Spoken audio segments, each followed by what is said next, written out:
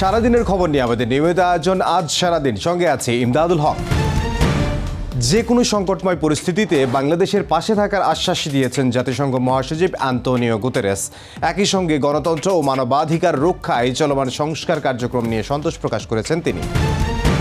বিচারহীনতার কারণে দেশে নারী নির্যাতন ও ধর্ষণ বন্ধ হচ্ছে না। ভারতীয় সংস্কৃতির কারণে ঘরে ঘরে নির্লজ্জতা ছড়িয়ে পড়েছে বলে মন্তব্য করেছেন জামায়াতের আমির ডক্টর শফিকুর রহমান। এজন্য ইনসাফ ভিত্তিক রাষ্ট্র কাঠামো গঠন করা উচিত বলে মন্তব্য করেছেন তিনি।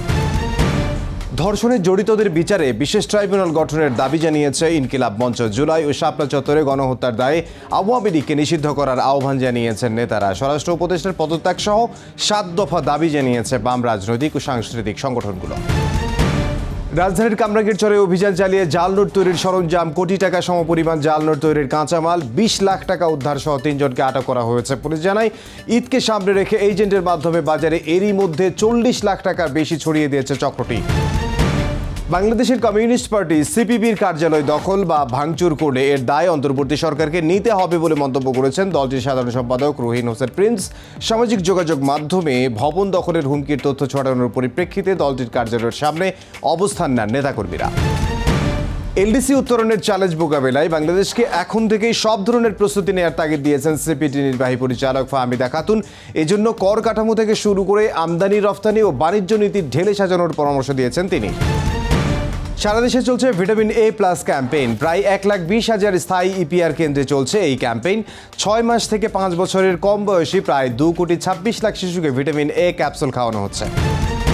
43টি দেশের নাগরিকদের ওপর যুক্তরাষ্ট্র ভ্রমণের নিষেধাজ্ঞার পরিকল্পনা করছেন মার্কিন প্রেসিডেন্ট ডোনাল্ড ট্রাম্প। এর মধ্যে তৈরি করা হয়েছে খসড়া তালিকা। পাকিস্তান, আফগানিস্তান ও ইরান সহ তালিকার বেশিরভাগই মুসলিম দেশ।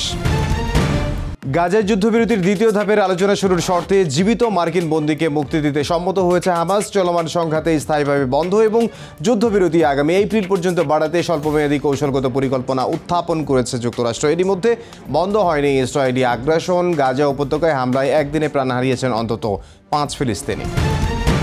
ব্রাজিল শিবিরে আবারও দুঃসংবাদ। সেরেসাউদের জার্সিতে মাঠে ফেরার অপেক্ষা আরও দীর্ঘ হচ্ছে। নেইমারের ইনজুরির কারণে বিশ্বকাপ বাছাই পর্বে কলম্বিয়া আর আর্জেন্টিনা ম্যাচ থেকে ছিটকে গেছেন তিনি।